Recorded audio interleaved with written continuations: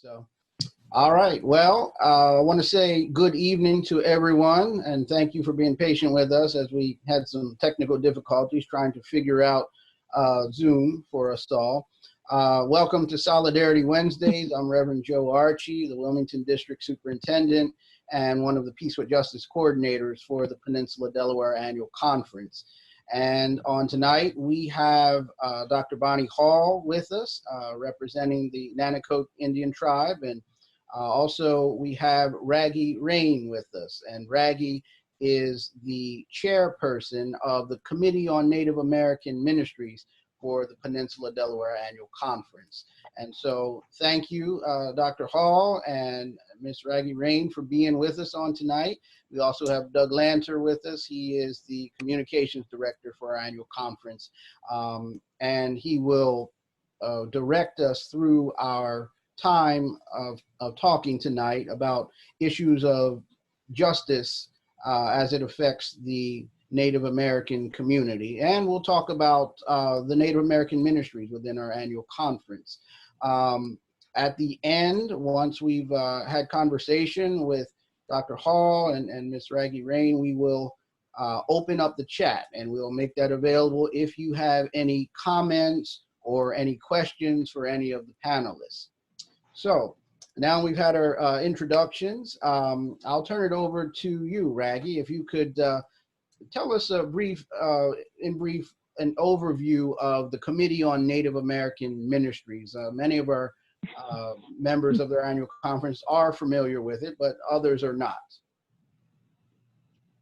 All right, give me 1 second. Okay.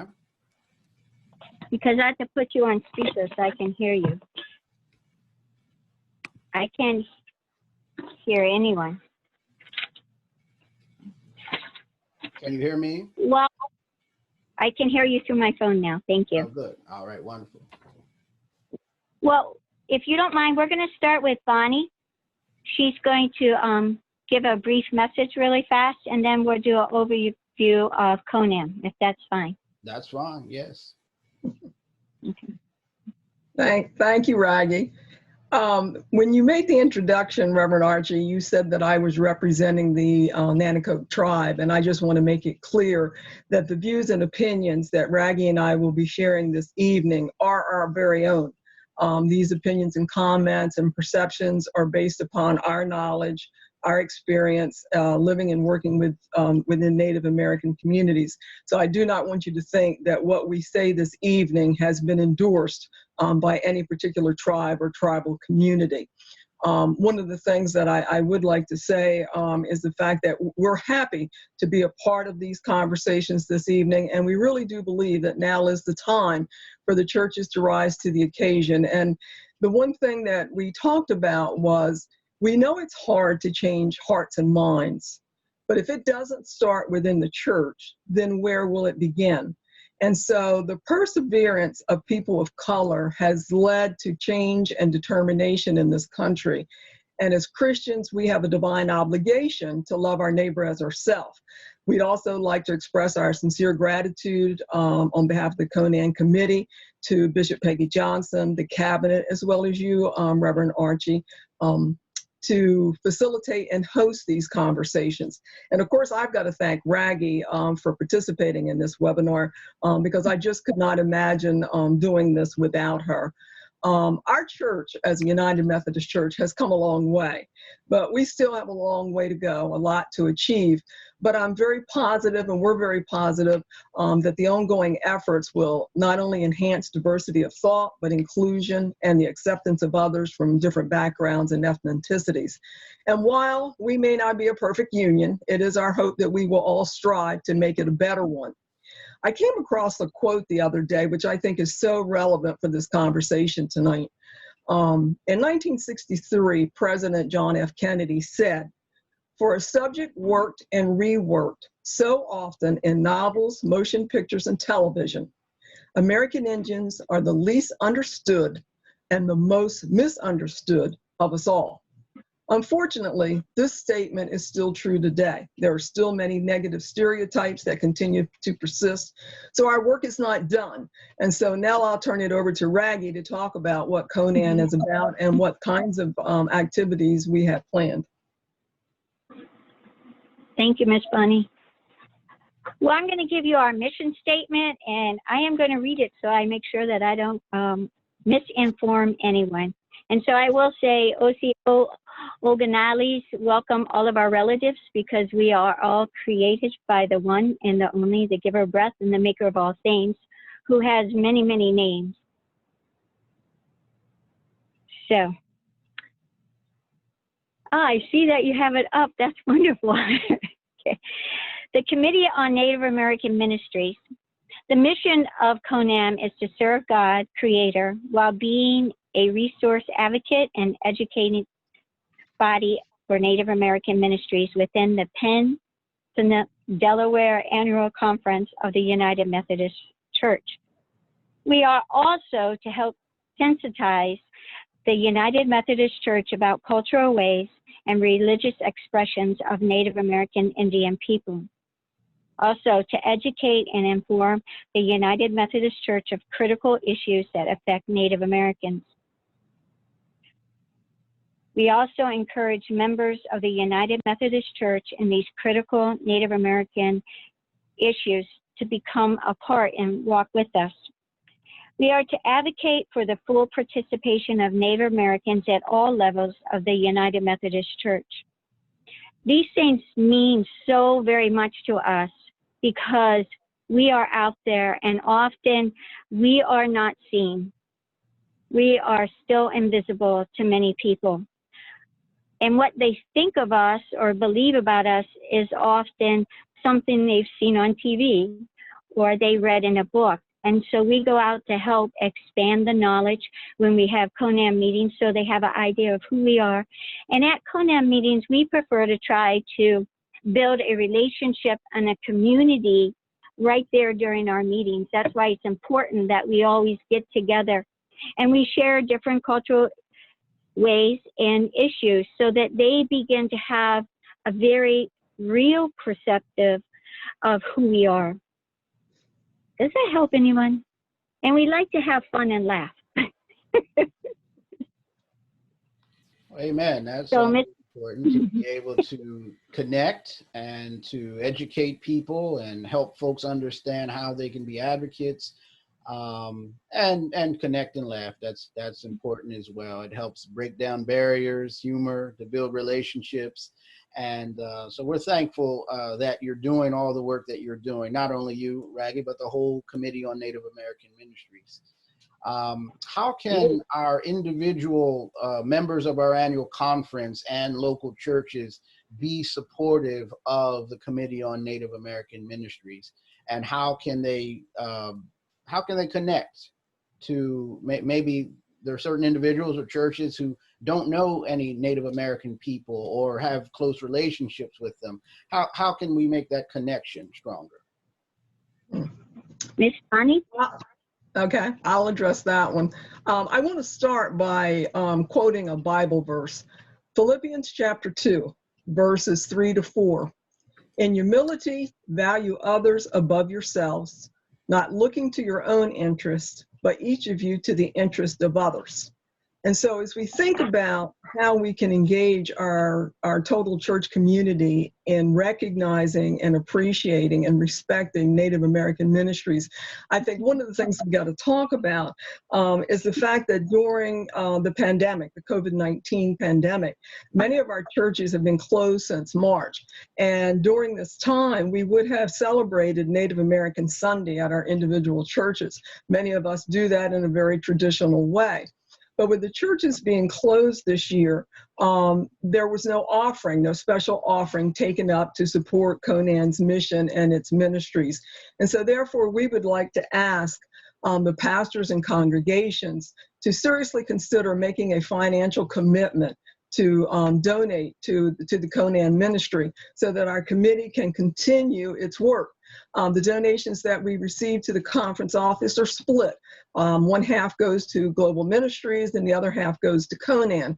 And so we depend very heavily upon these contributions and donations to support our ministry. If for some reason your church does not currently celebrate Native American Sunday, please feel free to contact Raggi or myself. We'd be happy to provide resources or any assistance. Even though you may not have any members of your congregation of Native American descent, it is important, in our opinion, that as Christians, we find ways to embrace diversity and to recognize the contributions of other ethnic groups. And we all know cultural diversity links us together. It gives us a sense of shared values and a better understanding of our core values, and then recognizing each one's contributions.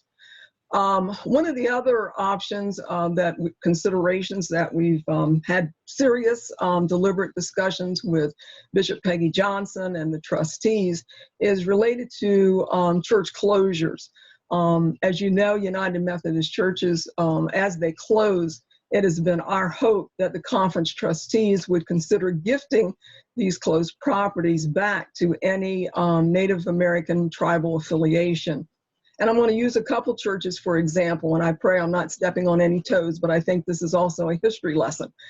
Churches such as Harmony United Methodist Church, Friendship United Methodist, Indian Mission United Methodist, and Israel United Methodist, all in Sussex County, are churches that began, that were built on indigenous land. Our forefathers gifted that land to us so that we could dedicate that to the establishment of United Methodist Church. The same holds true for Emmanuel Union, which is in Cheswell in Kent County. And so if for any reason the Methodist Church should close, it is our vision that these properties would return to the closest affiliated tribe. And we realize that this is a very complex issue. We've started the conversations. We know it's worthy of continued conversation and efforts, and we're just being prayerful that we will be able to see this come to fruition. The other thing that I'll mention as an option, and this is something that's very near and dear to my heart. For the past 10 years, I've chaired the Natickoke Indian Association Scholarship Committee. And so I'd like to ask the conference and our sister churches and each of you as individuals to consider making a tax-deductible donation to our scholarship committee. These donations are used directly to offset the post-secondary educational expenses for our students, and these are, of course, Natickoke students. I will tell you that most of our students are low-income. They're first-generation college students, which means they're the first member of their family to ever have the opportunity to attend college, and most of them come from single-family households. And as we all know, a mine is a terrible thing to waste, and we're all familiar with the saying, it takes a village to raise a child. So if anyone is interested in making a contribution to the scholarship committee that you know is going to help a Native American child further their education, please don't hesitate to contact me. Thank you. Thank you. Thank you for explaining that. I'm sure that we have folks who are interested in contributing financially to help in those areas and connecting in ways that they might not have considered connecting before. A few years ago, we celebrated leaders of the annual conference and leaders in the Native American communities on the Delmarva Peninsula, the Peachtree Ceremony at Camp Pacomath. Can you share a little bit about the meaning of the Peachtree Ceremony and any other things you want to share regarding that? Okay. The Peachtree Ceremony, well, it began as a result of some deliberate conversations, in fact, some sometimes difficult conversations, and the Conan, with the blessings of the conference, embarked on a journey of repentance and reconciliation. In 2008, the United Methodist Conference passed a resolution to enter into healing relationships with Indigenous persons. Then in 2016, the Act of Repentance and Reconciliation Ceremony was held at the annual conference at the University of Maryland, Eastern Shore in Princess Anne, Maryland.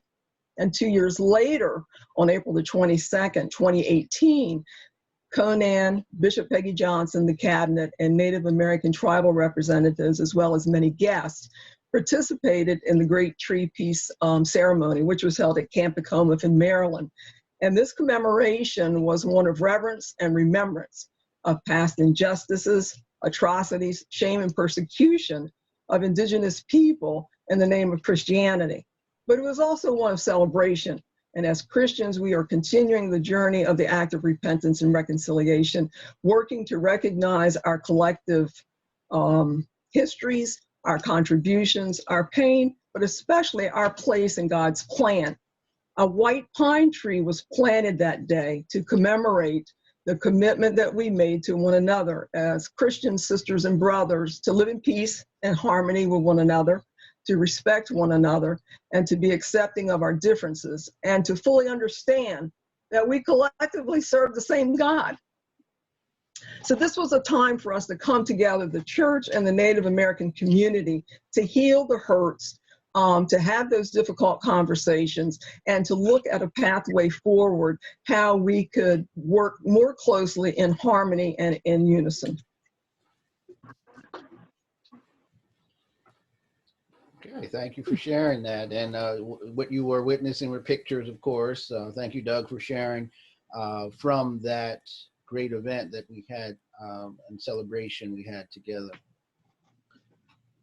Raghi, there's unfortunately and very sadly a prevalence of missing and murdered Native Americans. Can you share what that's, how we are engaging in ministry to the communities that are experiencing that kind of loss?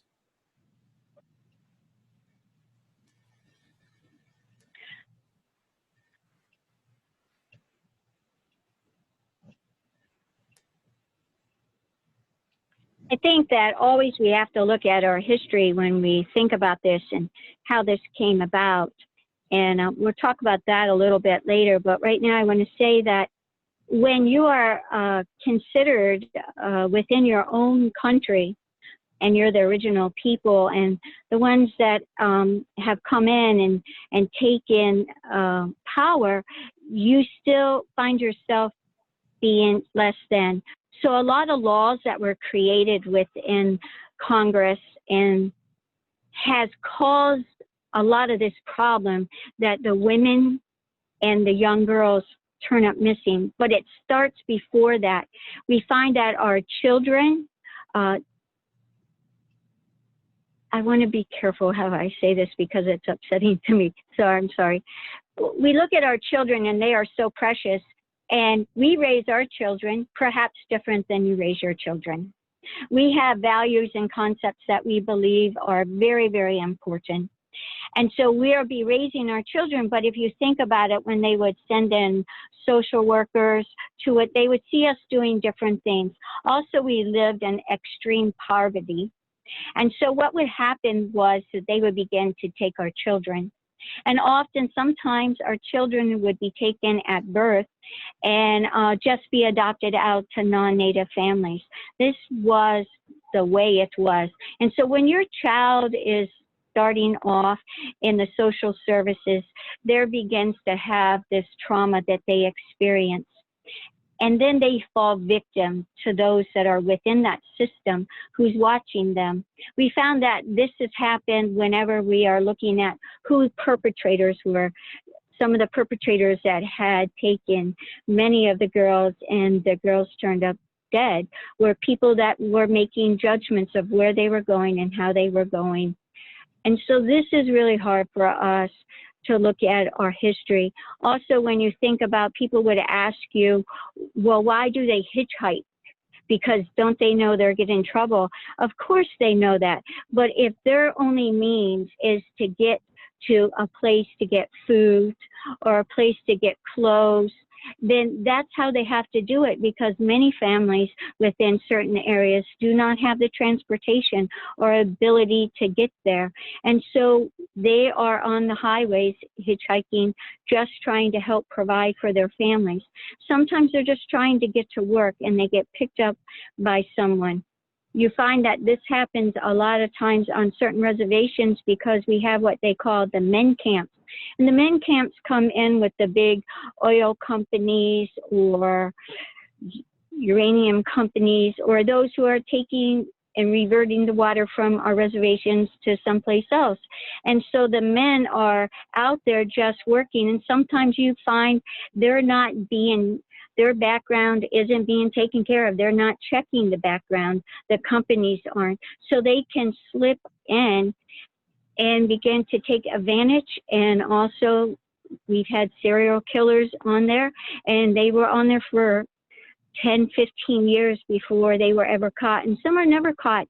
That's really hard, because even if our tribal police believe this is the person, they have no authority over non-Native people. Our young girls are not, when they come missing, there's a judgment on them, and it's not taken care of. They're just like, oh, they just went off and partied and went somewhere, they'll come back. So that could be like 72 hours before they take the word that they are really missing. Let's find them. So they have a stereotype in certain areas about the young girls and the women. And so that doesn't help us. And when they put the missing poster up, it will say their name, their age, and where they came from, which is very different than when you see some of the other ones you'll see of other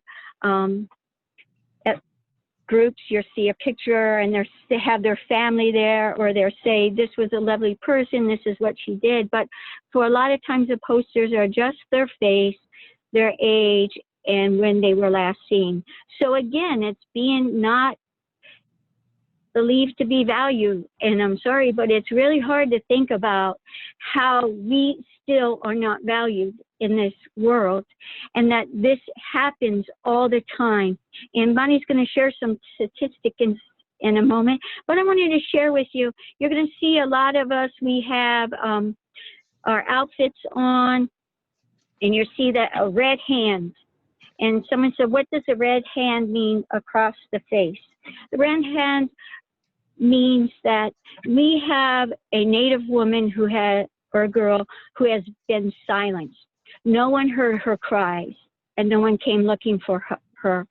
We go looking for our own, but we need the police. We need the federal government to help us and to have an understanding that we love our people and our women and our young girls just as much as they do. And now we have a lot of young men missing. And so we have this going on, and we can make this stop, but it's so big. The picture is so big. When you are birthed into a place where others who do not understand your people see you as less than, this situation will continue until people see us as their brothers and sisters.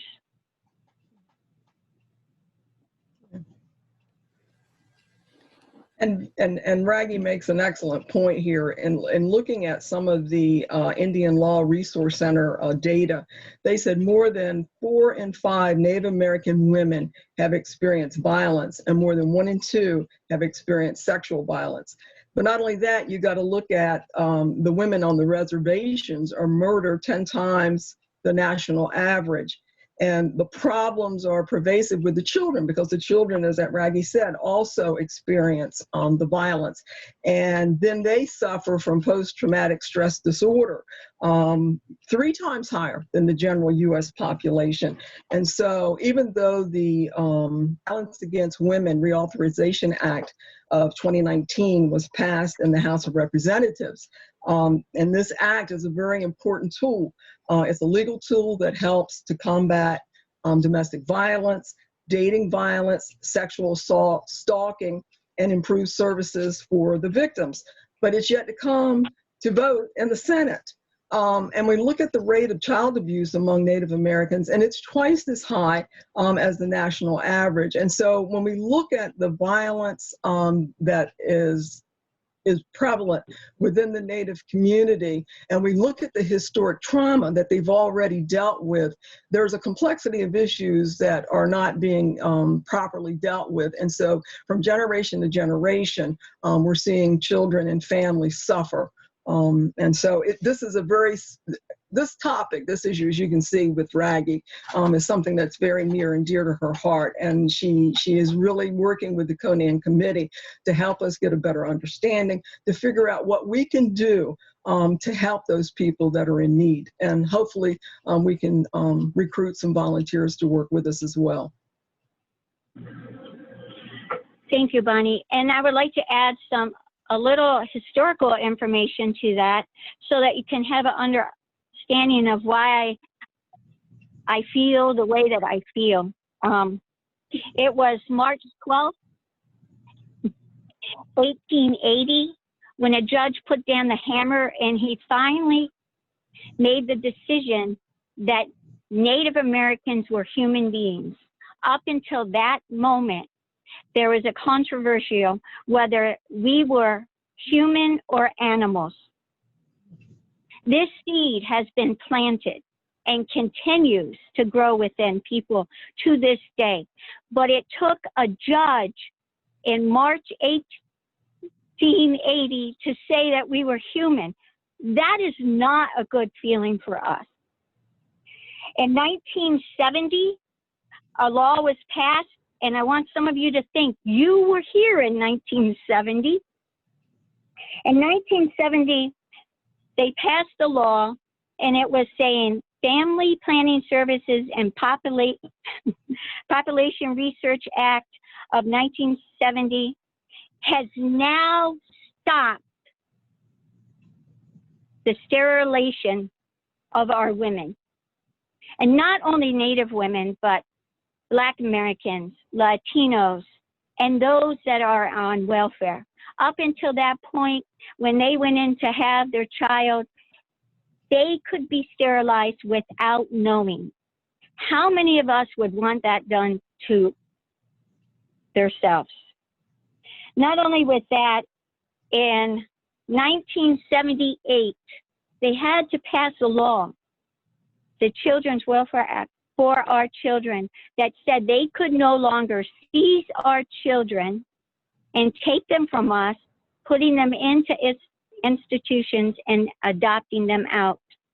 That our parents had a say in what happened. And not only do our parents have a say in what happens, but our tribes have a say in what happens to Indigenous children. Because what is it like to grow up without your culture, without your traditions, without your language? A piece of you is missing. And this does not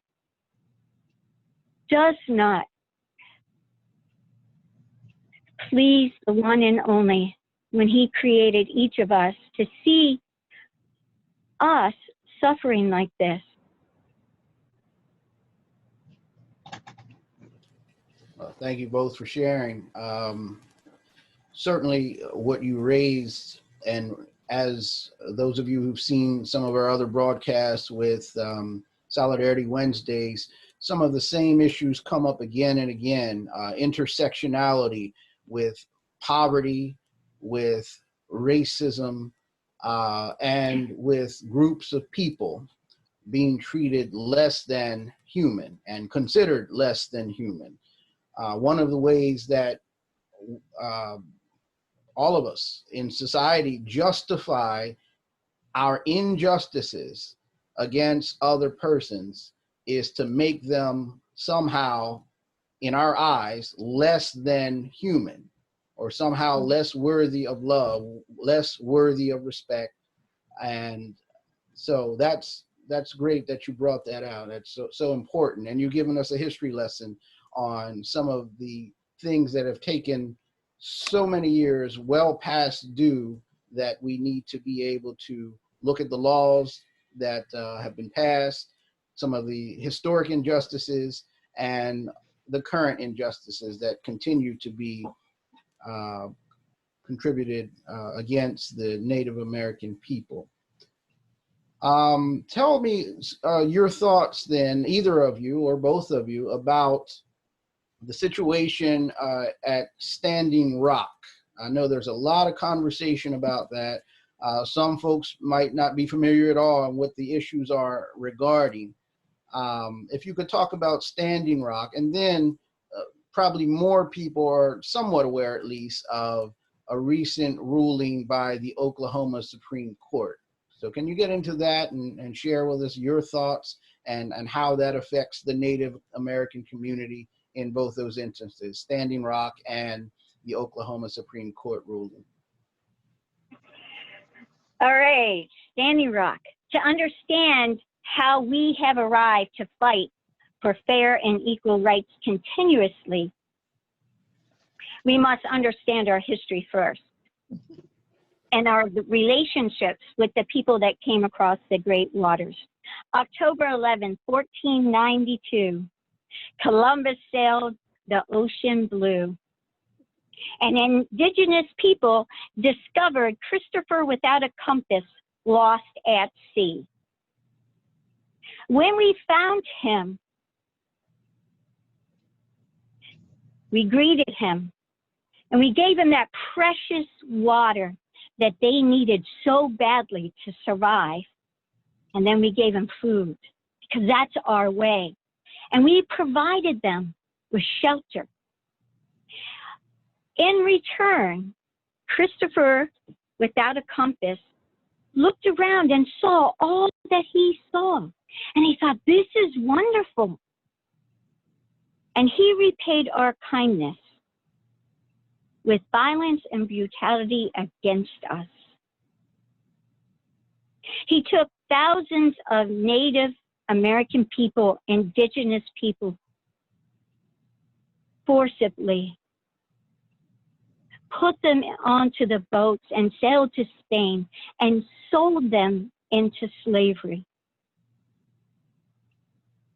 The ones that remained behind among their now rulers had so much put upon them and what they were doing. When they tried to revolt, he killed people and then paraded their bodies through the town to give us a warning that we had to do what he said. I find it so hard that in this time of day that people would even question, why are people tearing down a statue of Christopher without his compass? Why? My question is not why. My question is, why would you want him up there? Why would you not understand the true legacy of this person? How could he discover Turtle Island and claim it as something that wasn't here? There were 18 million indigenous people living on this land, having languages and cultures and a way that helped them survive. And yet we want to give him the credit for discovering what? We were here. So if we want to have a conversation, tell me why he is so important. Why would you want to honor a person that put another people into slavery? And not only put them into slavery, sold them to other countries that their own families could never find them again. Why honor someone like that? And why not realize indigenous people were here? They opened their arms. They fed him. They gave him water. They gave him shelter. And he repaid them with none of that. Native American people remained in slavery until 1863. 1863, 225 years.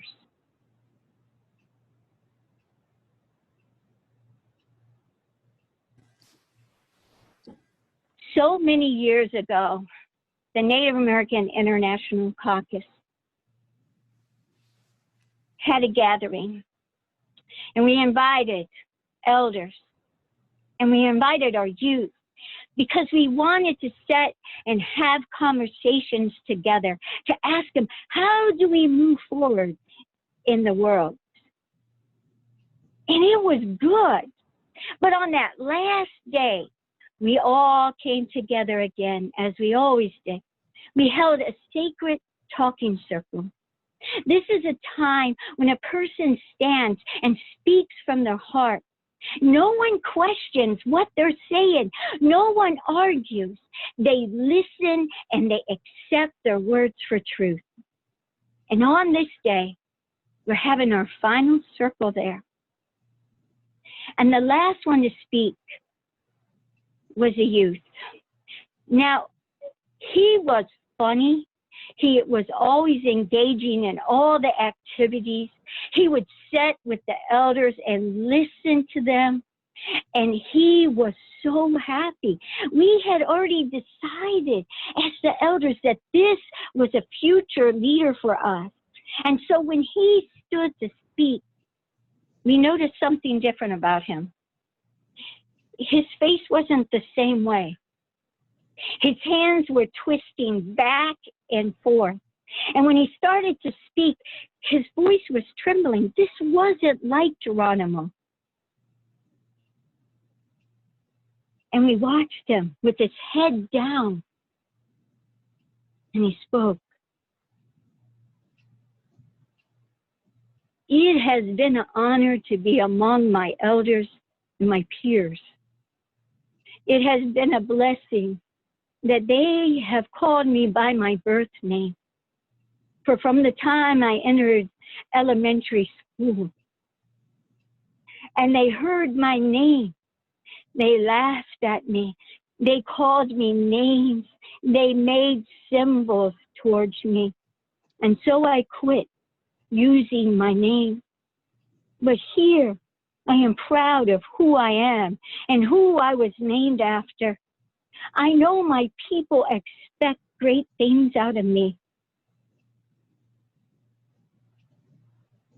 But when I leave here, I will go back to that same place, to that same public school, and I will walk into a room of non-Native people, and they will treat me like I am less than, and they will make fun of me for who I am and my people are.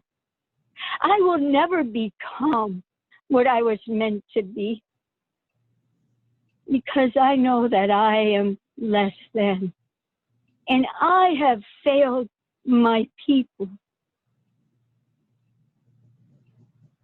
And Geronimo just stood there. And I wouldn't be speaking the truth to you if I did not tell you this. Not one of us got up. Not one of us walked over to Geronimo and put our arms around him and told him that's not true. He can be who Gitche Manitou wants him to be and created him to be. Not one of us. Because every elder in that circle remembered the very moment that they learned that they were less than. That moment for me is engraved upon my heart.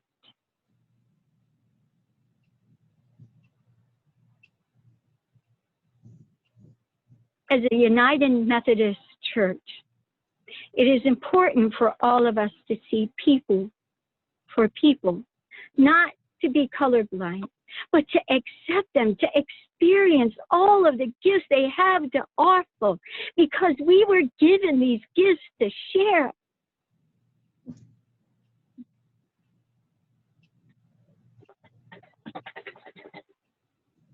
To explain to you more about Standing Rock,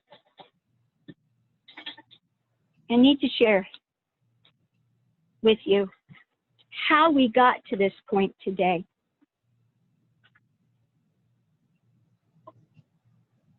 On July 4th, people love to celebrate.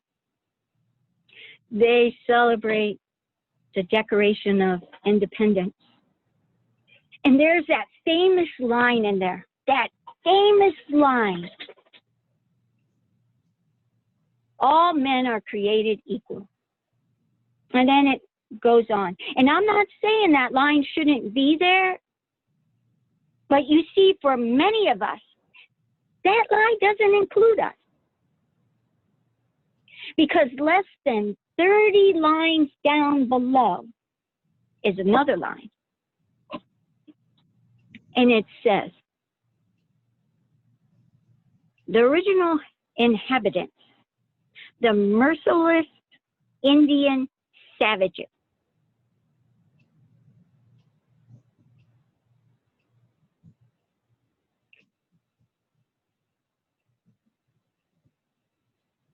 those who wrote that, they took a long time to write that. They rewrote it and wrote it, and many people looked at it. That was no mistake.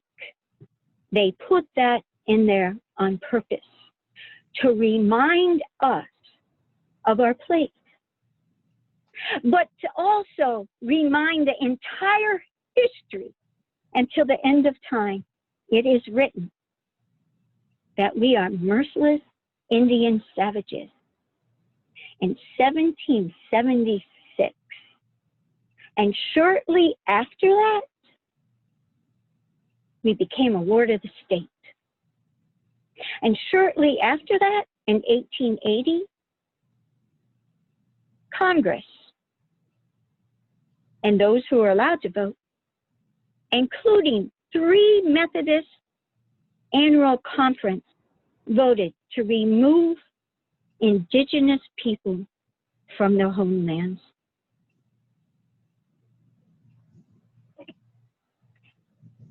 Standing Rock, that many have heard of, is very important to us because our people are fighting to hold this country accountable to the treaty they signed, but more importantly, for the right of water and the right of life. You see, it started in 2014, the battle began, for they did not plan to put the Dakota pipeline through Standing Rock Reservation. They had planned to put it through Bismarck, but that community was non-native, and they were not about to have that. And so what they did was they had a hissy fit, best way I can say it. And so the pipeline company said, well, we'll just put it through here. And we tried to have a hissy fit too, but nobody would listen to us. And so in the spring of 2016, the young youth, as young as 11, were in their camps, and they learned about this. They started writing letters, and they were going out and doing outreach, and they said, we're going to get a petition and get all these signatures, and we're going to go and tell them we have a right to water, and we have a right to water our crops and our animals, and this isn't right. And so the youth began that. A young girl named Anna Lee Rain Yellowhammer. And they decided after they had the petition that they were going to run. And they were going to do a sacred run and run to Nebraska and to hand it over to the engineers. And so they did 200 miles. But they didn't stop. They said, now we're going to Washington. And they ran to Washington, D.C. to give the petition to Washington and asked them not to do this. We taught our youth about this. And we have a Native American youth gathering. It's called Peg Leg Flamingos. It's a very interesting name. We don't have time to talk about it. But we were watching and we were telling them about, look at what our youth are doing. And by the time September came, we had decided that we were taking our youth there. We knew it wasn't that safe, because by now it was September. The camps had grown huge. Tribes that haven't spoken to each other for years and years had come together to speak. Other countries, indigenous people came to be with us. Bishops from the United Methodist Church, bishops from other congregations, denominations, Black Lives Matter, very famous actors and actresses, they all came together to stand with us. But money is so important to some people. And that pipeline company wanted to go through there no matter what. And so they started attacking the people. I want to tell you a little bit about our youth. When we were going, we had been together for a couple of days. We had about 12 people coming out of Delaware, and youth and adults. And I think that is wonderful that they traveled with us. We all traveled down, and we met other youth from different communities and from across the country. We came together, and we worked and we learned about what they were doing and how we could be activists. And so to prepare to go there, they made prayer bracelets. They purchased tobacco, which is a very important gift that we give to one another. It was a gift from the Creator, so we give tobacco. And so we had done all of these things, and we went there. We went over top, drove for hours upon hours with youth and a little tiny bus and cars behind us. And we came to the top, and we looked down, and we looked around. It was like stepping back in time. There were tribal flags flying. There were teepees everywhere. There were corrals for the horses, and there were tents. And we went down, and the keeper of the gate asked us why we were there, and we said we came to pray for the water. And we came to be with the people. And they welcomed us in. And all us told them what tribes, and we had letters from the tribes and flags to give to them. It was an experience that they would never forget. We were worried that we were going to lose some of them because they didn't want to go back home. They wanted to stay and live there. We met with AIM, American Indian Movement, the leaders. It was wonderful. And the youth prayed, and they gave their gifts, and they danced with the elders and with spiritual leaders. And we had to leave. But we stayed connected to one another, and we watched. And what happened to our people, because they wanted to have the same rights as anyone else. And they wanted you to honor the treaties. It began when they brought in vicious dogs to attack the people. I want to remind you that children were here, youth were at these camps, women and men. And they unleashed the dogs to attack them. Then they began with the pepper spray and rubber bullets.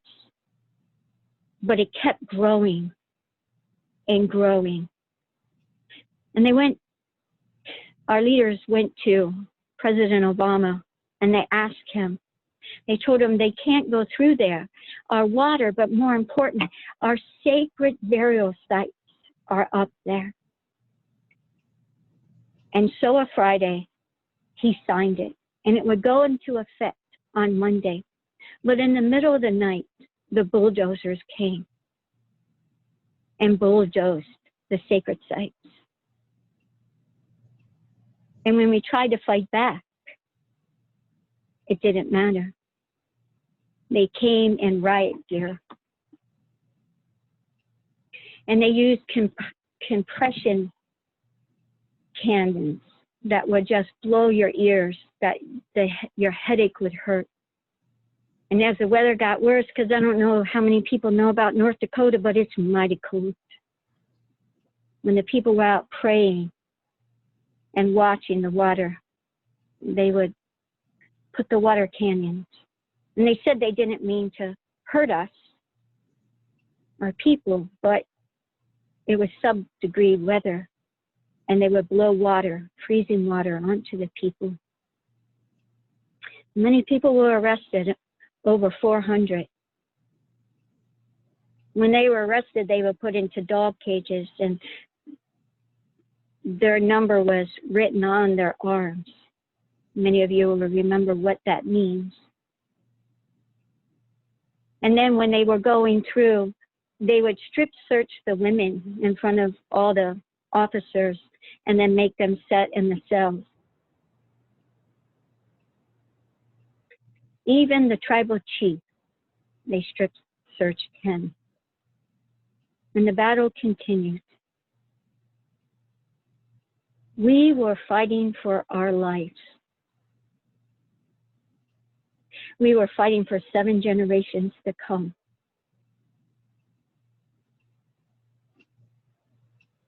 And the words that were put out there were wrong. We give thanks to the media for coming and putting it out so people could see the truth. But even with that, propaganda was put out there. And it came time that we had to leave because the snows were coming. And chief didn't want us to freeze, and they put an order of eviction in because you see what had happened. President Obama had left office, and within days a new order was signed, and it said the pipeline can go through. They said they'd bring buses and they would take us to bus ports, but the people refused to get on the buses. They walked. That's who we are. We're going to fight for what's right. We are teaching our youth to do that. We're teaching them to stand up in prayer and stand up for what is right. And they have been to Washington, D.C. and marched with Native Americans for the atrocities that are still going on. They have been to Dover to fight the pipeline. We're not going to give up because we were meant to be here or we wouldn't be here.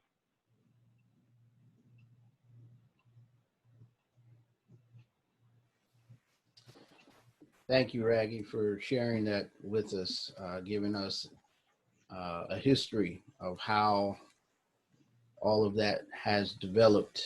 And I'm sure that given more time, you probably could give us even more details of all the situations that have happened and the many people that have been both supportive and the many people both legislatively and just in their conscience who have not been supportive of the rights of Native American people to stand up for what is right and to stand up for the treaty that was signed. So thank you for sharing that. How about the Oklahoma Supreme Court ruling? Part of the ruling affects, if I understand it correctly, Eastern Oklahoma. Can you share what you know about that and how that has affected people in the Native American community? Bonnie, would you share first? Okay, I'll let you get your breath of air. Okay. On July the 9th, 2020, there was a landmark Supreme Court ruling that affirmed the American Indians' rights in Oklahoma. It was a 5-4 decision, which declared that much of eastern Oklahoma is an Indian reservation. And that in itself, and to be honest with you, I talked with Raggi earlier today, and I told her when I first heard about the Supreme Court decision, in my mind, I was thinking they were giving land back to the Creek Indians, to the Creek Indian tribe. That was what first came to my mind when I read that, they declared that, almost half of Oklahoma belonged to an Indian reservation. But then when I looked into the details of the decision, it really is a decision that could reshape the criminal justice system. Many Native Americans have been tried and gone to prison under the state prison system, criminal justice system, and did not come before the nation's sovereignty tribal councils and that particular criminal justice system. And so now there are lots of appeals taking place of Native Americans, and they're seeing an onslaught of appeals because they're saying that they were unjustly in prison and did not go through the proper protocol of their own sovereign nation. The other thing that I guess the legislatures and all the folks that have to consider this, they're not sure, the lawyers, just what other implications this particular decision may make, because it could affect taxing and zoning and a lot of other things that relate to government functions. And so, you know, when we look at that particular reservation being recognized as a significant, and it is a significant part of the state of Oklahoma, the implications and the things that may happen in the future, you know, it'll be hard to say how it will come out. But the interesting thing is, I think it's a successful and it's a landmark decision for Native Americans, and I'm sure that they are going to work very diligently with the local state and county legislators and the criminal justice system to make this work. And I'm hopeful that those conversations will continue. Raggi? So Bonnie, I have a question. Okay. So 43% of the land base in Oklahoma is reservation land, correct? Right. Correct. Well, I have a question that I really think this would help us. So can we get back rent? Good question, Raggi. It might be in the fine print. I don't know. I'm just wondering, because that's a lot of years. From 1880? Yeah. Yeah. Yes. Well, let me change and talk about some other things. There's so many things that we can talk about, and I'm sure we could talk for a long time just about the Supreme Court ruling and the situation with Standing Rock and the situation in the Dakotas. But let me ask you about something that's on the minds of many, particularly sports fans. The Washington football team formerly used a racial slur as the name of their mascot. They have been forced.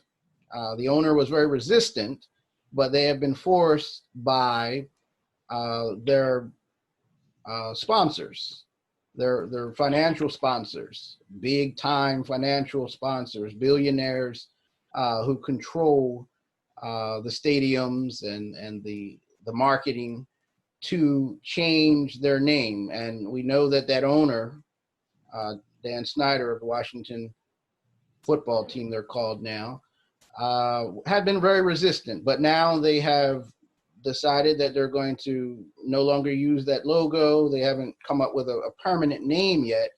But many people who stand on the side of justice have seen that as a victory. Going back to what you said, Raggi, earlier, and I'm going to quote what you said as you were quoting, original inhabitants, merciless Indian savages. Speak to a little bit about how imagery and, again, a racial slur and names using Native American people and images and making them mascots for teams has negatively affected the perception of Native American people, and what you think this might mean, as it seems like we're moving in an area of justice. at least in this area where we are forcing teams to rethink those types of logos and images and words? Thank you for asking. But I would like to say that this battle started in 1940s. Can you believe that? The National Congress of American Indian created a campaign to eliminate negative stereotypes of Native American people in the media. That was in the 1940s. And what year is this now? 2020. So we've been battling this for a long time. When you're looking at the stereotypes and you say, well, what's the big deal? They always say, we're honoring you. Here's the thing. It continues to put an image out there and puts us into a category.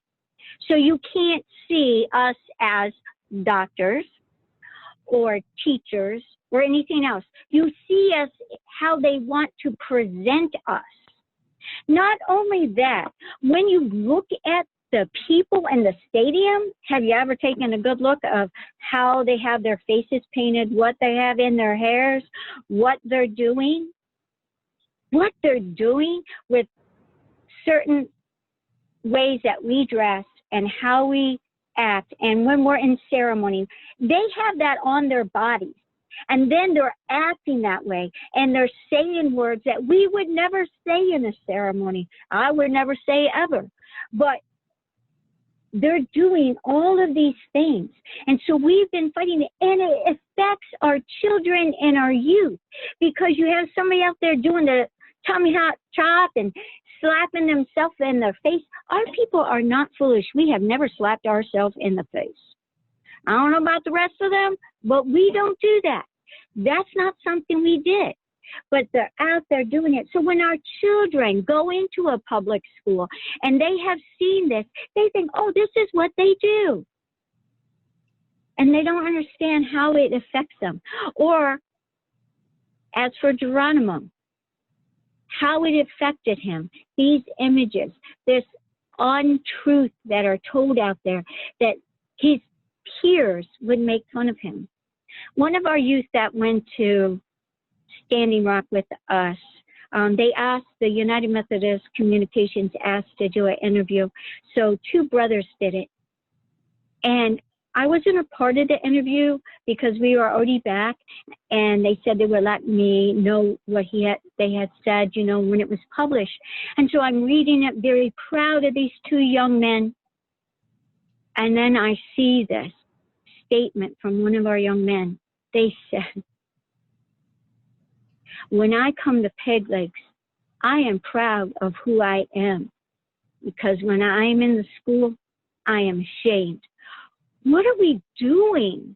How can we not realize that images are out there?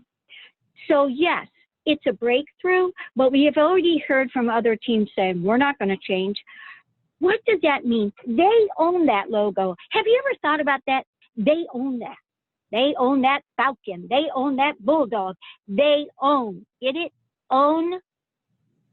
How can you be honoring us if you own us?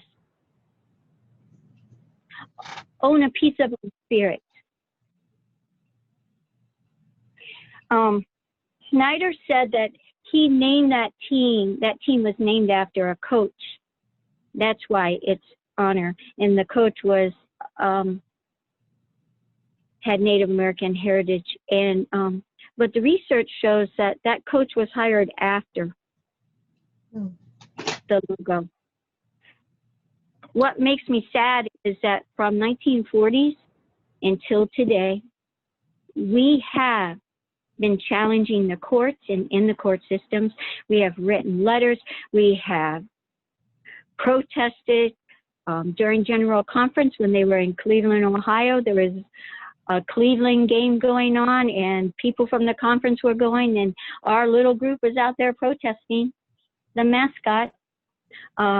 And then they had to sit with us the next day for worship. That was kind of cool to look at them, because it says to me, you still do not see us as humans. But right now, thank you, FedEx, for stepping up. But it also makes me sad because it took FedEx and money to step up. Didn't our voices matter? Didn't our feelings matter? When is somebody going to care about us and our voice? Thank you for speaking to that. I'm agreeing with you. Certainly, it was the push of the corporate sponsors that forced them to make the change, not because certain leaders in the organization, the owner in particular, had suddenly a change of heart or a conscience about Native American people and the struggles and injustices that have been committed against Native American people, both in the past and in the present. So thank you for speaking to that. Two things I want to end this with. Bonnie, I'd like to ask you to speak to COVID-19, please, and how that has affected the Native American community. From what we've been hearing, in certain areas, it has the infection rate is extremely high in many of the Native American communities, and the death rate is high in those communities. Can you speak to that, please? Yes, I'd be happy to. There's approximately 6.8 million Native Americans, and they only make up about 2% of the United States population. But we've got to understand that historically, they've already dealt with a lot of problems related to healthcare, poverty, education deficits, and what have you. The American Indians are the most impoverished community, racial group in our country. And what we find very prevalent in our tribal communities is single motherhood, teen pregnancy, drug and alcohol abuse, youth violence, and domestic violence that Ragghi's already talked about. But when you look at the healthcare and the healthcare disparities, Native Americans are at a severe disadvantage when compared to the general population. The Indian Health Service, which provides the health services, the health care services for the 574 federally recognized tribes, is an organization that's labeled as being unable to serve all the needs of the tribal members because it's underfunded. And so when you look at the Native American population and the higher risk of complications that they have from this pandemic, they do have some very severe underlying health conditions. And what we see is that they're more vulnerable and they have worse incomes because these problems are long-standing. It's my understanding that compared to other U.S. races, American Indians and Alaska Natives have a lower life expectancy rate by 5.5 years. And this includes higher rates of death from chronic illness, which includes diabetes, chronic liver disease, cirrhosis, and suicide. And the rate of suicide is 2.5 times higher than the rest of the country. And the Native American community experiences the highest youth suicide among all races and ethnicities in the country. I went back and took a look at the 2010 census data, and I just want to provide a little bit of a context. And I'm looking mostly at Delaware right now, because when I talk about whether it's housing, poverty, or education, I think they all go together, and it helps us get a better context and a better understanding of the historical trauma for the Native Americans. The total population of Native Americans based on the 2010 census in the state of Delaware, okay, was 9,899, which is 1.6%. And you got to understand that there have been centuries of mistrust and misunderstanding, and the Native American community has always been a little leery of participating in the census. And of course, we're faced with the same dire circumstances right now in the 2020 census. And so because of them being undercounted, these communities have not received the resources that they need. And it's my understanding as well that Native American communities are undercounted even more so than African American communities. And so when I looked at Delaware, And this is looking at American Indian and Alaska Native populations in the state of Delaware based on the 2010 census. Families living in poverty with children under 18 years of age. The Native American communities was 39%, while whites was 9%.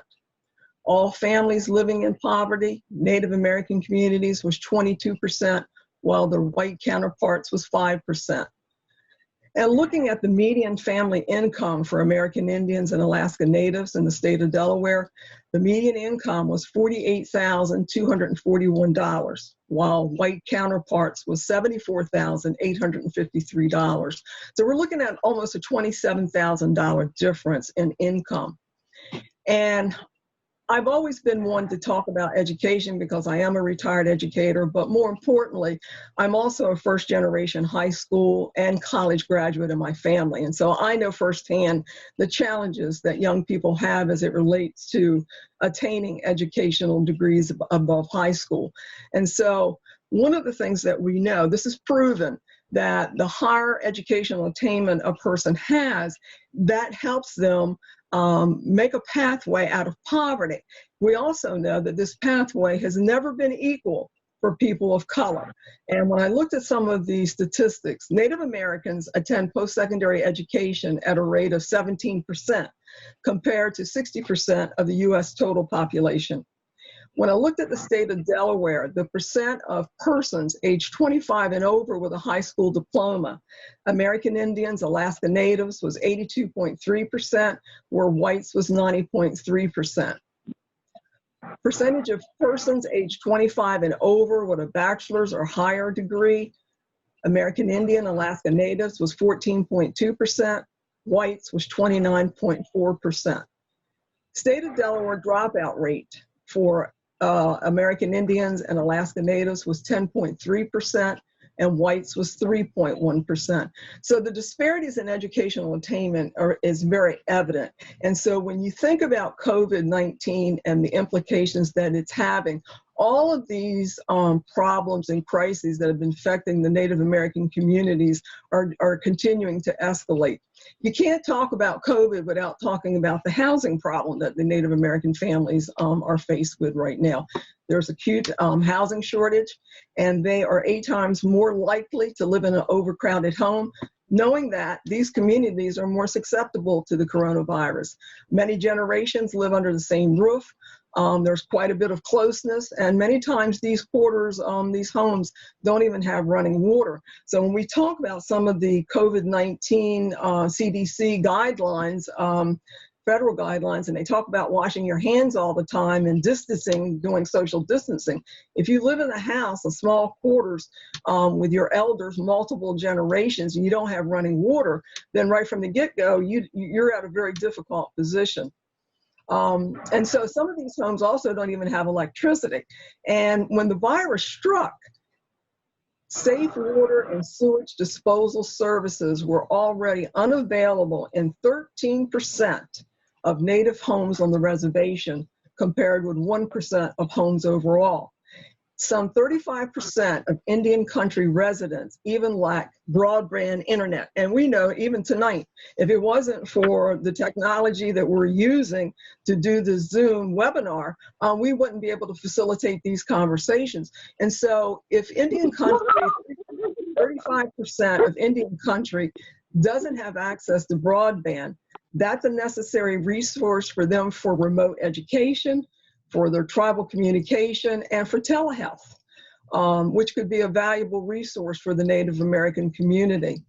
We also know that the Bureau of Indian Education has been underfunded. And so when they switched to remote learning, students weren't able to function because they didn't have laptops, they didn't have broadband. But more importantly, these students suffered in the absence of the school closures because those were meals that they were missing. And when you look at the challenges, they're more even pronounced in Alaska, where remote Native communities face food shortages due to the reduced air traffic and the limited flexibility to fly in test samples and even to get patients out for healthcare centers. And on the reservation, there's a lack of federal funding, and that's translated into inadequate supply of personal protective equipment, the ventilators. And keep in mind, most of our tribal communities don't even have a hospital.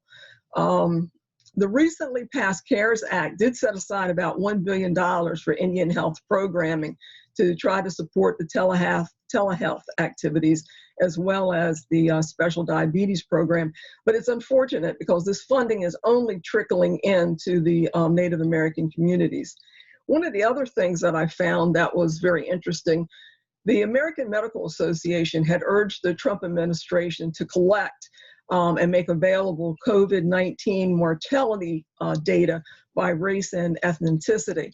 The American Medical Association also worked with members of Congress to draft a bill on COVID-19 race and ethnicity data collection, hoping to be able to expand the healthcare system ability to quell misinformation, to improve access to testing, and to ensure equitable distribution of available resources.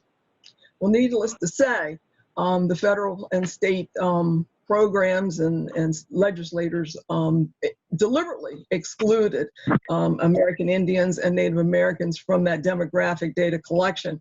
And as late as May, during this pandemic, nearly half of the states that had released graphical data, demographical data, did not identify American Indians and Alaska Natives as a distinct group, but rather they lumped them under the category of other. And who likes being called other? Likely this is going to obscure the picture. There's going to be some disproportionate outcomes. The one thing I will give credit, the state of New Mexico, they did release comprehensive racial data, and they found that 5 times higher rate infections in that state based upon their data collection. And so this misinformation, this lack of data collection, limits the policy making and the prioritization of resource allocation for the tribes. Many of us have seen on the news and heard that the Navajo Nation had the 3rd highest per capita of rate of COVID cases in the country, with more than 2,000 confirmed cases. That was as of April the 30th. And so this is just another example of data deficits. Instead of honoring the tribal sovereignty and the tribes' enrollment figures, the government decided to go with their census, knowing they'd already undercounted the Native American, Alaska Native population by 5% in the 2010 census.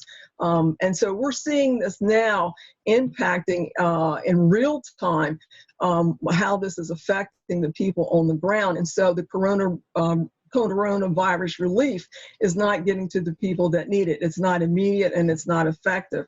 And so if the government had worked more closely and more collaboratively with the tribal sovereign nations, this probably could have been prevented, and the personal equipment that the tribes needed could have been there. The other thing we got to realize, the technical information that CDC and the federal government puts out is not printed in native languages. And so the tribal communities have had to work to try to interpret and make sure that the Native American community understands what the guidelines are. And so that was another part that was, I say, overlooked as it related to making sure. Now, I know I've seen in many places that I've gone, there's been the CDC guidelines in Spanish, okay? But to think on these reservations where they primarily speak their native tongue, that the CDC and the federal government would not have thought about putting that in their native languages, I think is such an oversight.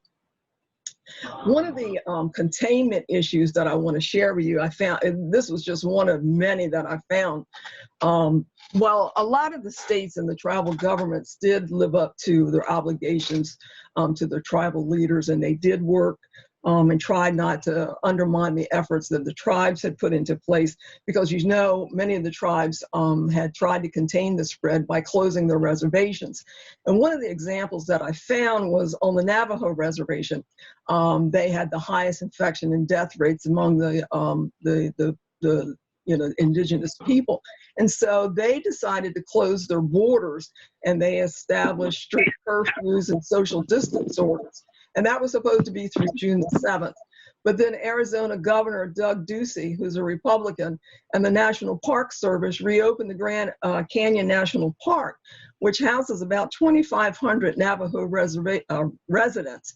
And they did that without even informing the visitors of the Navajo Nation's emergency order. So rather than working in cooperation or in collaboration or even in the best interest of the tribe and the tribal community, the complete opposite happened. One of the things that many of us are concerned about right now as COVID it's going to put a new snag into the 2020 census count for Native Americans. We know we were undercounted in 2010, and it's very possible this is going to happen again. And so, like with the Navajo Nation, who has now closed, they're now closing their borders and restricting visitors. The U.S. Census Bureau has also suspended on-the-ground field operations. And so the Navajo Nation, being the largest, could very well be impacted by this. And so we're going to, again, in my mind, to see significant disparities within the Native American community because we're not going to be able to conduct a comprehensive census. When we think about the long-term economic impact of Native-operated casinos and business closures, we don't know what that's going to be, but it's already beginning to take some effect in our communities. And when you think about Native communities and our culture, you've got to understand it is centered around events. Our language, our traditions are passed down from generation through these gatherings. And so isolation and social distancing is beginning to take an emotional toll on our youth and our elders. And during this pandemic, I'll give as an example, the Natickoke tribe had to cancel its language classes, its elders gathering, our Heritage Day and Unity Run celebrations for this year. And so even our annual two-day Natickoke Indian powwow, which attracts thousands of visitors to our area and financially supports the overall operations of our tribe, has now been postponed to 2021. Our museum, which is the only Native American museum in the state of Delaware, has been closed since March. So that results in a loss of tourist revenue and a loss of income for our employees.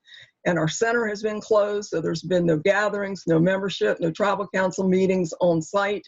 And so when you think about all the cancellations of these celebrations, these gatherings, these meetings, it begins to take a toll on the elders and our young, and of course has a negative impact on our financial status. Our elderly lack the technological resources and skills and internet access to participate in telemedicine. Students can't participate in distance learning because they don't own a laptop or a tablet. Wi-Fi hotspots are not available in close proximity for remote learning. And children from low-income families have been deprived of nutritional assistance since schools have been closed. And so the combination of all these issues, along with trying to survive this deadly pandemic, is having a severely negative impact on Native American communities across the country.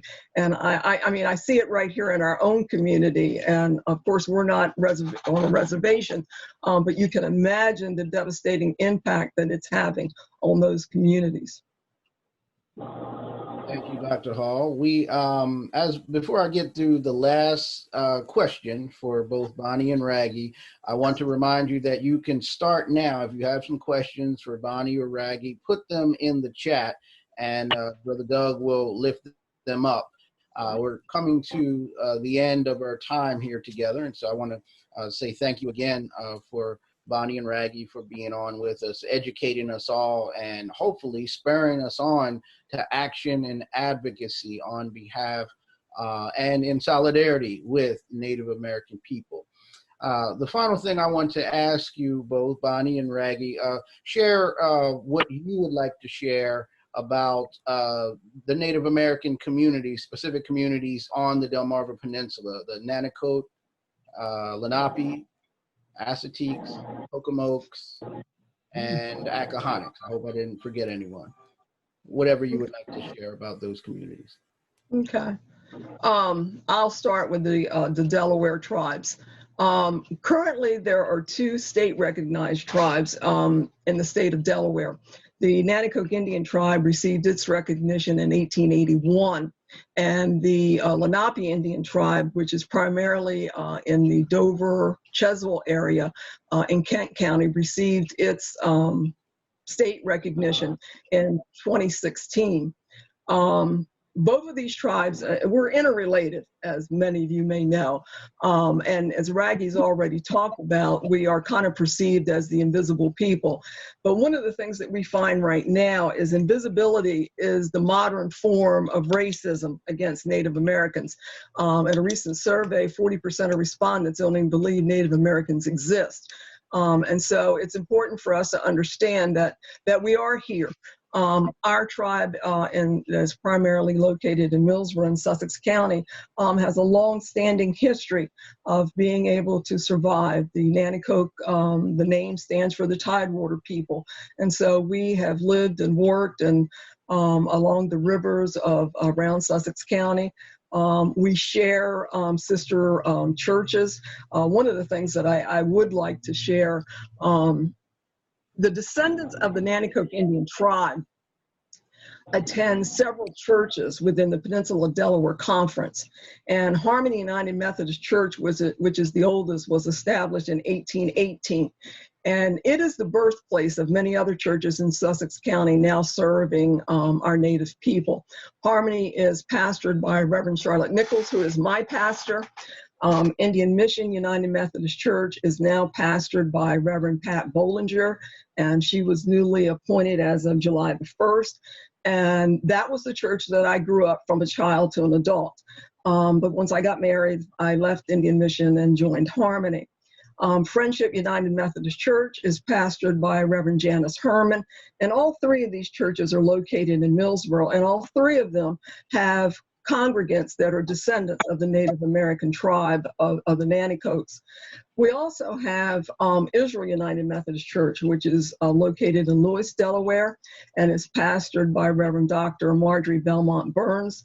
And last but not least is Emmanuel Union, which is in Cheswell, and the lay pastor is Doc Case. So these congregations are striving to preserve as best they can their cultural traditions and their beliefs while also exercising their religious freedoms. And the one thing that we've come to know, cultural resistance reflects the true characteristics of Native American tribes.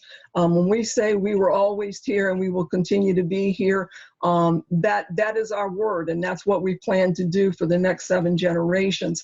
And so as we look at the future of the United Methodist Church, and we look at how we can build harmony and how we can work collaboratively, I think it's really important that we look outside of our own individual churches and work as units, so that we can not only continue to share God's word, but more importantly, support one another. In the area of Sussex County, we have a lot of small churches. Oftentimes, we're doing some of the same things, and seeing us come together to partner more, collaborate more, and support one another, I think is going to be very important for the continuation of our churches. Thank you. Ragghi, if you will share, please. Alrighty. In Maryland, we have 4 tribes that are in our district, and it would be the Assateagues, the Pocomokes, the Occohonocks, and Norresh-Wawash. The thing that we found was that we do not see where any of the churches in that area that had come from the land had come from their ancestors. So we are working on doing a little more research with that and trying to find out so that we would know. We do give thanks to the annual conference. They donated one of the churches that had closed to the Occohonocks, which was a blessing, and that they are working to make a community center and a museum in that church. So that will be one thing that will be a celebration when that is finished and we can go and support them.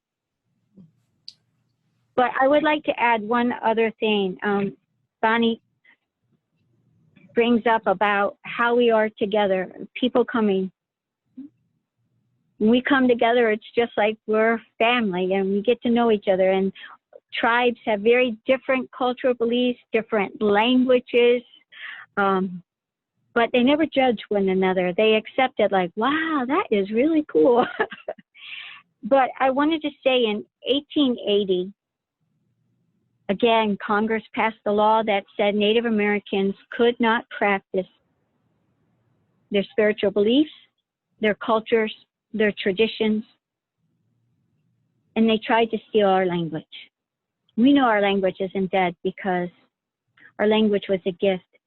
And the tribes that no longer speak, their language is waiting to be spoken.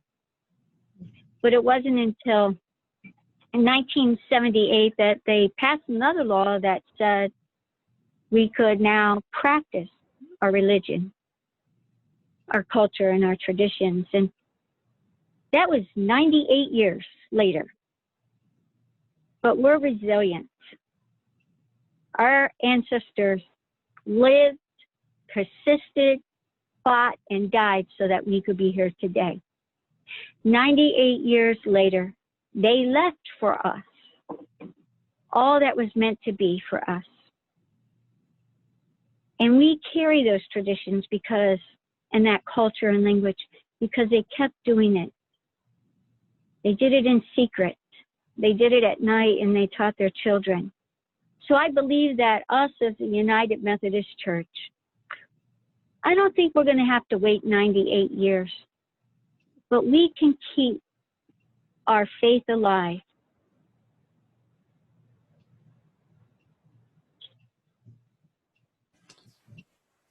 Thank you for sharing. Thank you so very much. Brother Doug, do we have any questions or comments in the chat for Raggy? The one question I do see is, do you know if there's anybody in Washington, D.C. that's fighting for social justice concerning the missing people, you know, women and children? And if so, do you guys have any correspondence with them?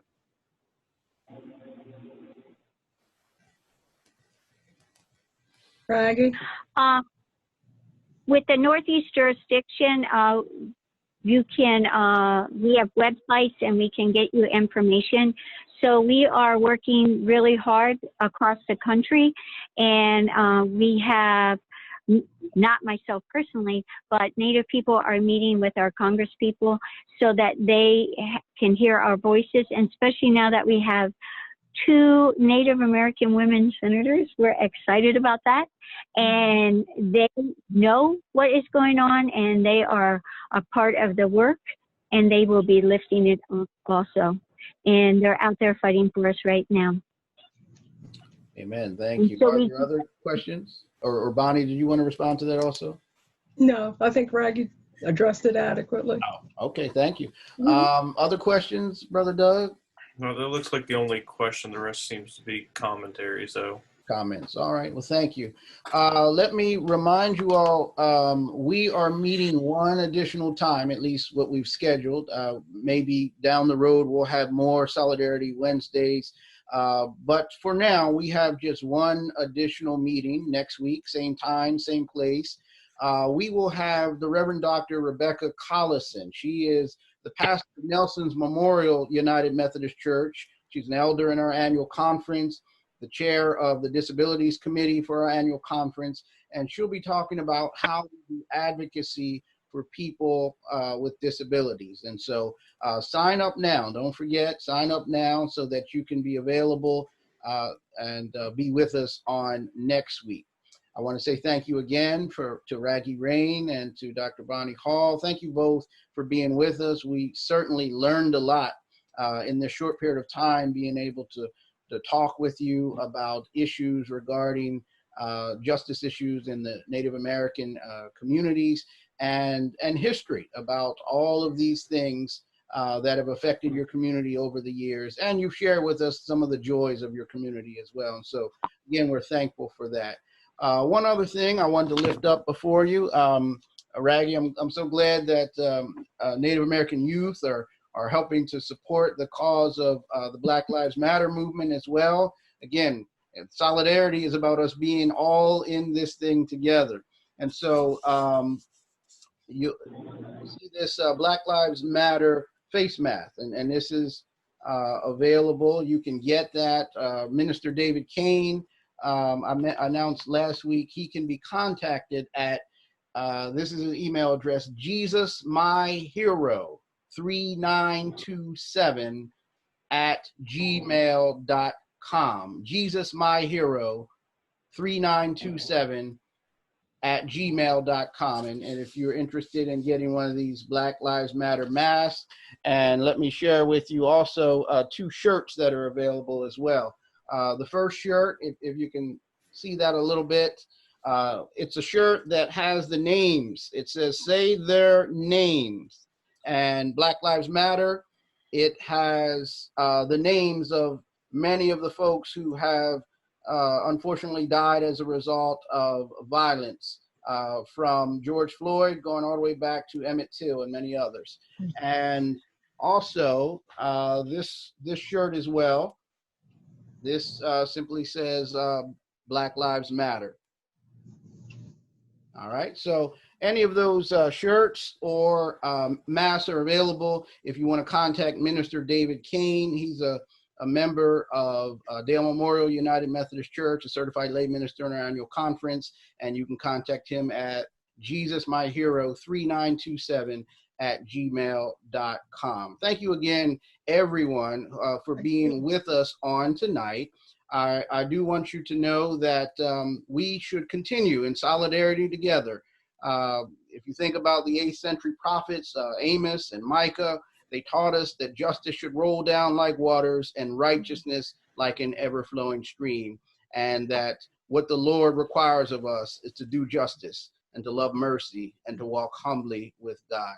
Thank you all so very much for joining us on tonight. I'll see you next week. Again, my guest is going to be the Reverend Dr. Rebecca Collison. We'll talk about issues of advocacy and justice for those with disabilities. God bless you all. Have a good night. Good night. Not so with you.